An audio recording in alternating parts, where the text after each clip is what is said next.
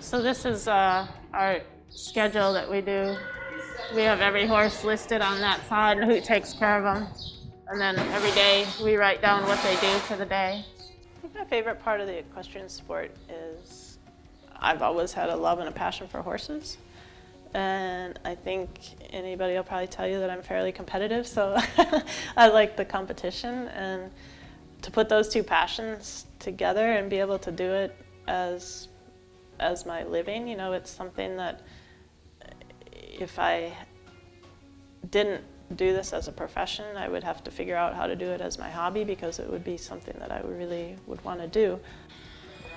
We already, earlier in the week, kind of decided what horses we were jumping tomorrow, so that's already written down there. How often do you jump them? Seldom. Yeah, not a lot at home, but we are getting ready for a show this week, so they're all jumping at least once this week. I have been a fan of the Charles Owen helmet for quite some time, because they're one company that did a lot of research and brought a lot of technology into it, and I think they're the front runners in that, and so I've been with them for quite a few years.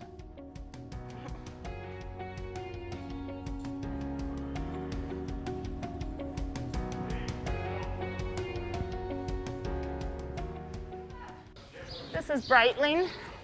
He's my first ride of the day, and normally myself and our students or whoever's riding early gets their first horse ready, because the grooms are all busy putting horses in the field, washing water buckets, and then getting the stalls mucked out. So this way they're not interrupted by having to get horses ready. And it's easy for us because we have nothing to do before we get on our first horse. So, and it's kind of fun to mess with the horses anyway. No, he wants everything.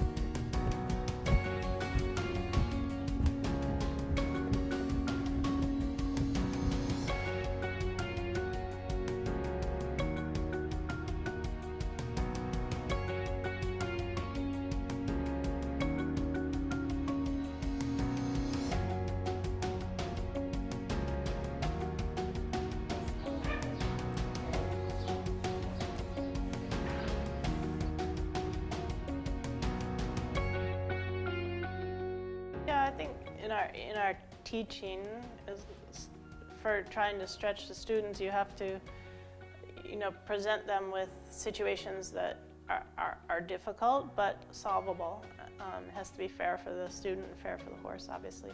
And at the same time, you also spend a lot of time working on basics that are simple, repetitive things. And I think it's a real balance between the basics, which they have to solve the more difficult problems, and putting them in situations that they are going to be challenged, but also capable of succeeding. Good. Sit a little heavier. That's it. We're lucky here. We have 360 acres, so I think if we want to ride from this barn out to where the retirement horses are, it's close to a mile, I think it is. And then, so we have a road that goes all the way out there that we can be on, and then you can branch off of that road into the woods, and there's paths that were for snowmobiles, are for snowmobiles in the winter, and so we can take them through the woods with the horses in the summer. I'm able to juggle my time riding and teaching a lot because I have a lot of help from my husband, John. He does a lot of the teaching, especially at horse shows, and getting students into the ring, as well as myself.